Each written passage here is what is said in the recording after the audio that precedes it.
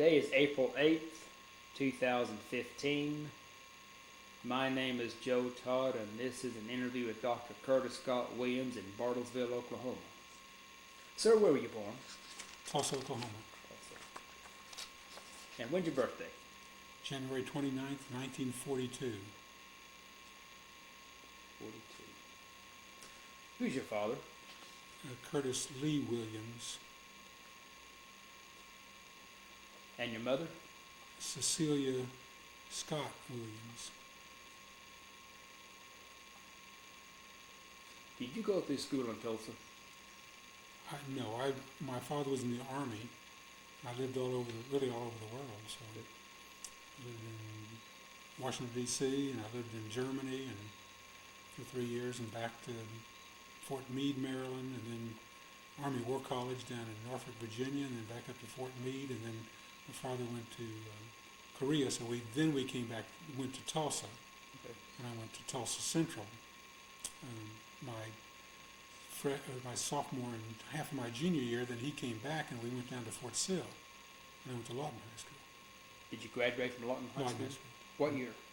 1960. 1960. Now, how did the Army move the family around all these different places?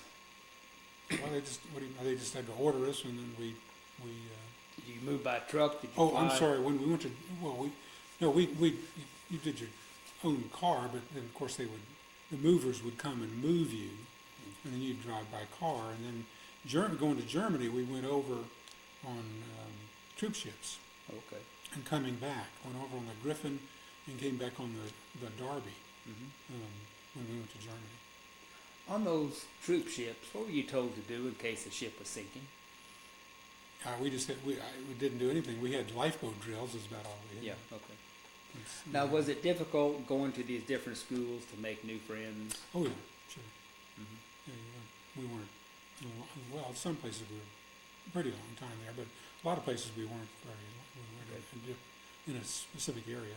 But Army, if you went to an Army school, it wasn't as hard because everybody was used to that. Yes. And so you made friends quicker. But if you went to civilian schools, then it was a little bit harder to make friends. When did you go to Germany? From 1950 to 1953. Okay. And where in Germany? Heidelberg. Heidelberg. Heidelberg Castle. Yeah. Yeah, that's where the Schloss. Yeah, we lived in Hunchesheim, which was across the river from the Schloss. I interviewed Sylvia Cranmer, who's from Oxford, England, British war bride, here in Bartonsville. She said there's an unwritten agreement that the British told the Germans, if you won't bomb Oxford, you won't bomb Heidelberg. I think that was right. Yeah, so neither city was damaged. That's correct. Yeah. That's correct. What was the reaction of the local people in Heidelberg to you? Well, they were fine. I didn't have any trouble. We of course had to take German, so we spoke some German. We could get along and do things, and some of them spoke a little bit of English, so we got along pretty well. Was the castle being restored at that time? No. In fact, one of the turrets or whatever you think had been bombed by the French. I think in the 1850s or sometime. I can't remember. And it was still not good, but the castle was not in bad shape. Okay. Yeah, I was there back in the mid-'80s. And they had a big celebration and brought some of the original books from the castle from the Vatican Library to Heidelberg. Oh, okay. It's still under restoration now. Well, that's interesting. We used to go up there, and they had a big barrel, wine barrels, yes. the tunes that they could dance on the top of them. I always remember that. Yes. We used to go there once in a while. Oktoberfest. Of course, I was a kid. I don't remember doing that. Okay. Fasching, in the spring, Fasching. but Fasching. But Yes. people dress up and do things on Fasching. We were to Fasching at nights. Yeah, we had Fasching in Heidelberg. Yes. Okay. What did you do after high school? I went to Oklahoma State University, pre-medicine at Oklahoma State University for 3 years. You stay on campus? Well, I stayed on campus for a while. My father passed away when I was a sophomore. I stayed in the fraternity house. But then when my father died, my mother moved back up to Stillwater because they were originally living in Stillwater, and she was a dietitian. She became the dietitian at the hospital, Stillwater Hospital, and so I moved home for my last, I guess, year and a half. But I got accepted into medical school in 3 years. Okay. So I went to University of Oklahoma Medical School after that. And you got your MD what year? 1967. 67. Where'd you do your residency? I did a rotating internship Okay. at Madigan General Hospital in Fort Lewis, Washington, near Tacoma. And I also did a pediatric residency there. So rotating internship. As I told you, I was on the surgical service during the Tet Offensive. So they bring people directly back in, and we worked pretty hard to try. Now, had you planned to go join the Army as a? I joined the Army in 1965 as a reserve officer, and then I took the senior medical student program for my senior year of medical school. I got married in April, and in June, June or July, I became a second lieutenant, active second lieutenant. And what'd you take your drills? Where were your drills held? There weren't any drills. No drills? No. Not when you're not a medical student. You're second lieutenant. You didn't have drills. Okay. They didn't. I was a medical service corps officer. Okay. In fact, I got in the Army in '65, and I went on ACDUTRA, at Letterman General Hospital in San Francisco for a summer of 1965, the summer of 1965. Okay. Now, why'd you join the Army over the Navy or the Air Force? Well, my family was all Army, so. And it's really, the Army Medical Corps is the best medical corps. Okay. That's maybe argument about that, but they treat you better than anybody else, and they're bigger, and so there's more opportunities to go to different places, and so that's why I chose it. So you went on active duty when? Well, my senior medical student, I went in the summer of 1966. But I've been a reserve officer since summer of probably April. They say April of 1965. Okay. And when I was on active duty for ACDUTRA, active duty for training, active duty training in the summer of '65. Okay. And you were first based at, you said Fort Lewis? Yeah, I was Madigan General Hospital at Fort Lewis, Washington. Okay. That's where I was an intern and resident. So I got there in '66, the summer of 1966.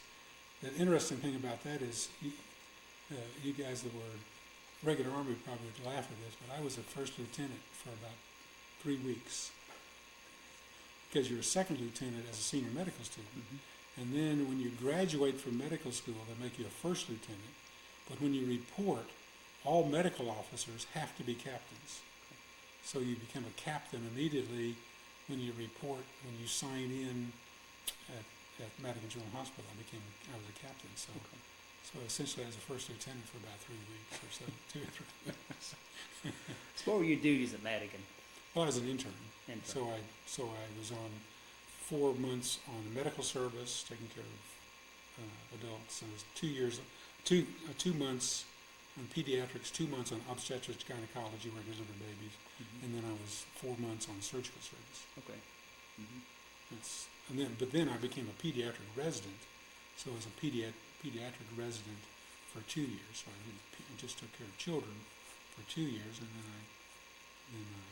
I left there. You were at Madigan how long? 3 years. 3 years. From 66? 6 to 70. Okay. Tet Offensive. Tet Offensive, I was on the surgical service in the Tet Offensive, and they would send the injured, so I think it was maybe 4th Army was sent back there to Madigan General Hospital, and we would take care of the injured soldiers there.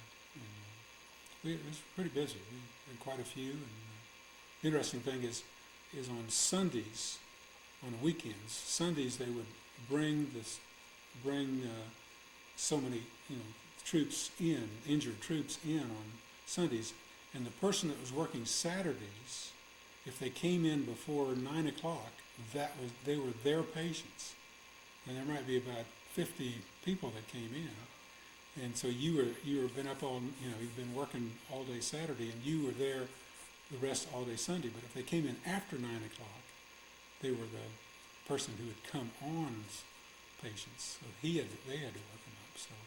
So it's kind of an interesting type thing. You're hoping that you were not going to be there.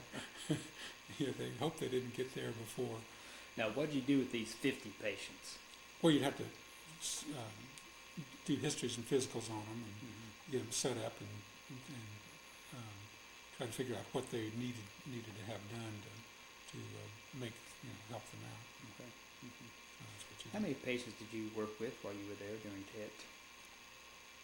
Well, I think when I was on that surgical service, general surgical service, I think my group had over 100 patients as the group. As if they went back to surgery, then even though you were off that day, supposedly you time off that evening, you still came in and went to surgery. Okay. What's your best memory of Madigan? Well, a couple of things. One, it's a containment hospital. It's all one floor. It's back, built back in the Second World War. So it had 6 miles of corridors. And so if you had an emergency, you ran the corridor. And so people would go up and ski and stuff like that, but most of the interns would not do that, because one of us did that and got his foot injured, but he didn't get off. He still had to go around the corridors, even though his foot was broken. But the rest of us said, no, we're not going to do that. He had special shoes even that, they were real soft that you could walk a long ways. And I remember that, and that was kind of an interesting type thing. You didn't get on elevators. You ran up and down the hallways. What's your worst memory of Madigan? Oh, probably the injury. Taking care of some of those kids that were injured. I'd like to back up. Do you recall the Gulf of Tonkin incident? I know what it was, but I don't remember where I was when that occurred. I can't remember what year. It was. About 64. 64, 65. Yeah, I was in medical school and we were kind of busy, so I didn't. When you were working with these patients, what was their attitude? Well, different. They were different. They were interesting people. You can anecdotally, it's kind of interesting to talk.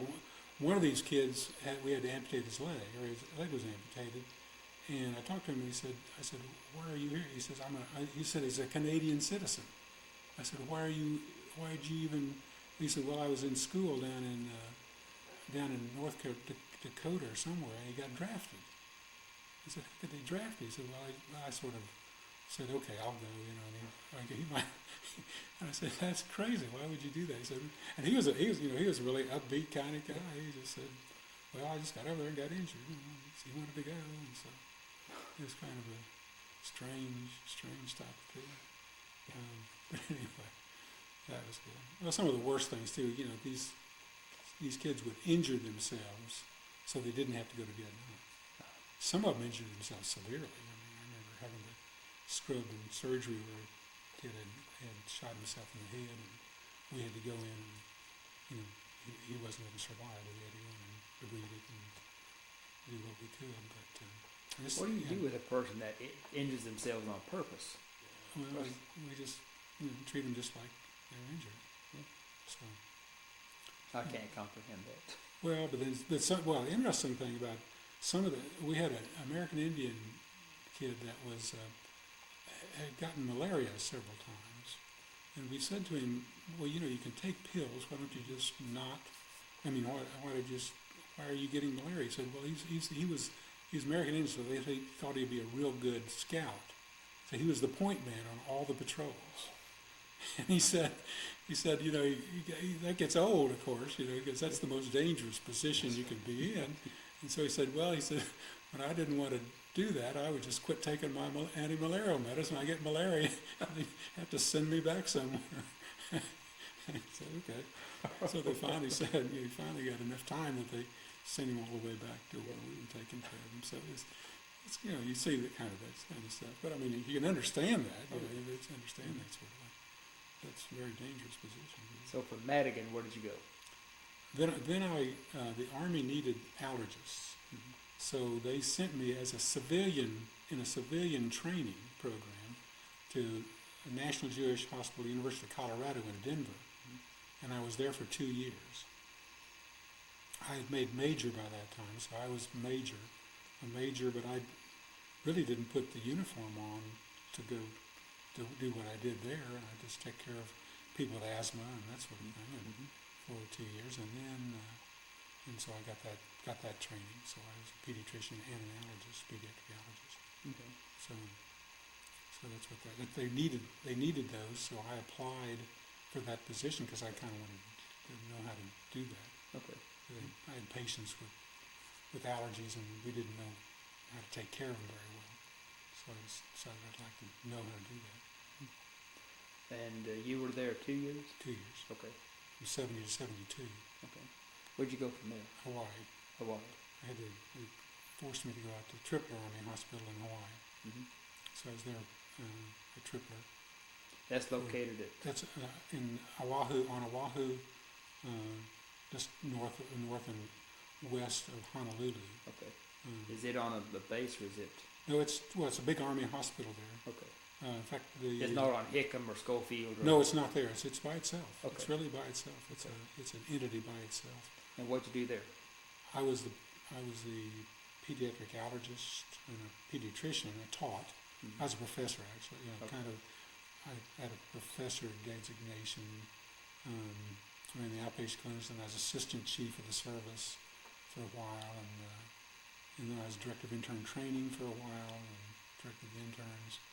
And we lived right there on the bay, and it's kind of a big base. I think some of the original Hawaiian families, the missionary families, owned that land, and they leased it to the government for $1 a year for Tripler Army Hospital. That's what I was told.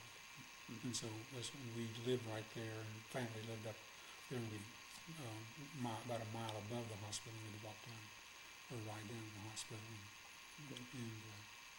work down there. Mm-hmm. It's a very nice. That's a nice assignment. And you were there how long?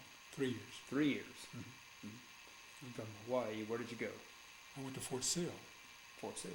I was looking to get out, and I was an Oklahoman, and my wife's an Oklahoman, so we both thought we'd come back to Oklahoma. So I asked to go to Fort Sill, and I was pediatrician and pediatric allergist at Fort Sill. I was the chief of medicine actually there because I was a lieutenant colonel by that time. Okay. So I was chief of the medicine service too.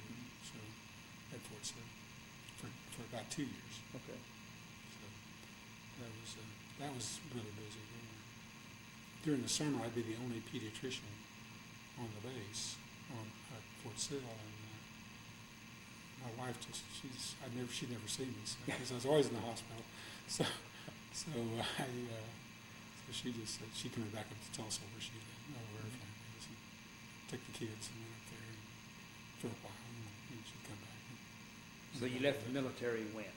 I left in the September of 1977. September 23rd, 1977 that's what my orders say. Okay. I have to resign. I was a regular Army officer because I had to get into residency. You had to be a regular Army officer. Okay. So I became a regular Army officer, and we had to resign. And I resigned and got out. So you had total 11 years. 11 years. Mm-hmm. Total 11 years. Because you had for certain training, you had to give them year for year training, year for year back. Mm-hmm. And then my fellowship, which is an allergy fellowship, it's called. I had to do 2 years for the first year and 1 year after that. So I had 5 years obligation after I finished my allergy fellowship. So that made it. I'd been in 6. So When did you come to Bartonsville?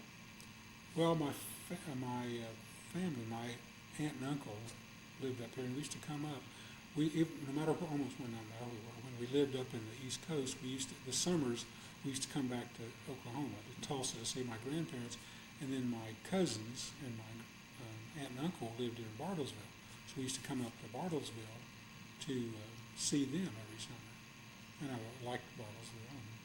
And then my wife's from Tulsa, so she didn't want to live in Tulsa. She wanted a smaller town.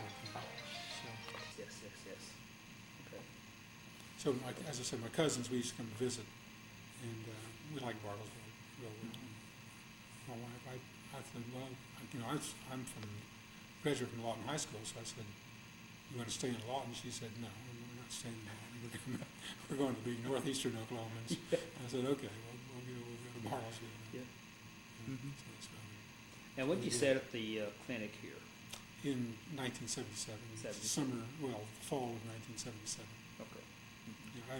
I took leave and got moved in here late August, early September, and my papers are that I left the Army September 23rd, 1977.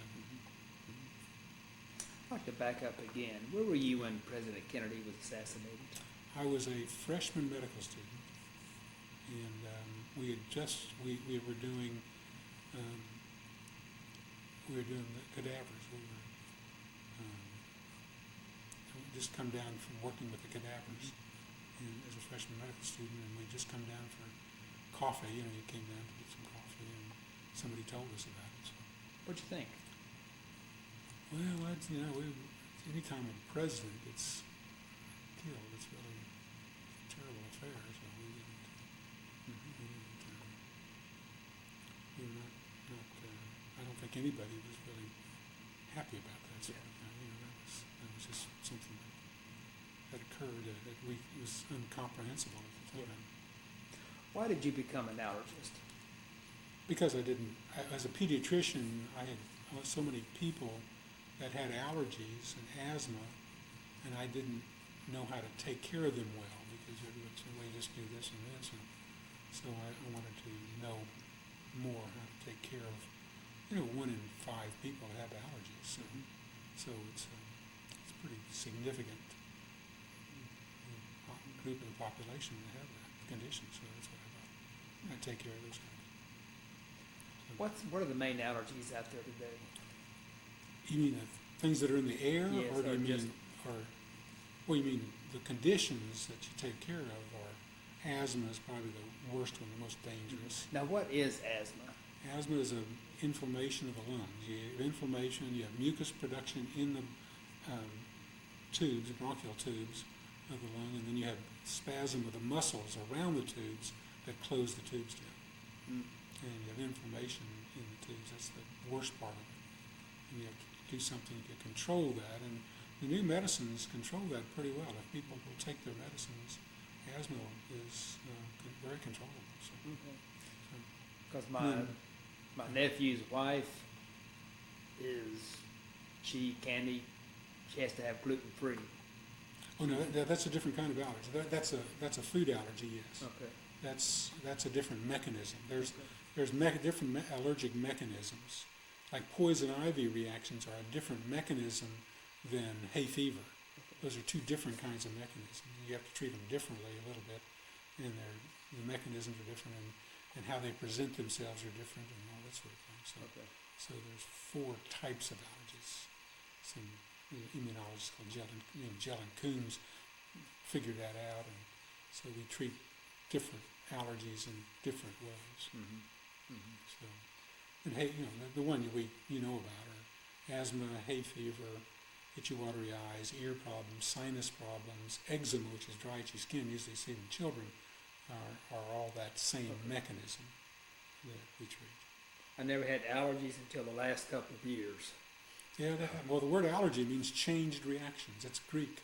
Okay. It comes from Greek words that mean altered reactivity. Okay. So it means you change. You've changed. Getting to be old. Well, I don't know. It's your immune system has to be.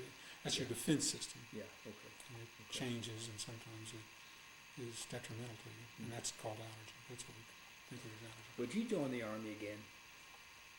Now, I probably would. I don't know. You know, back when I joined, we had to do it. It was during the Vietnam War, and you're going to be drafted. And physicians are always drafted. Mm-hmm. All physicians are drafted until you're 56, I think, is what I understood. So we knew we were going to go, and all my classmates, just about all my male classmates, went in the military somewhere. Why were we in Vietnam? I wasn't in Vietnam. Why was the U.S. in Vietnam? Yeah. They made a mistake. That's just me. Yeah. You have to do what you have to do. Mm-hmm.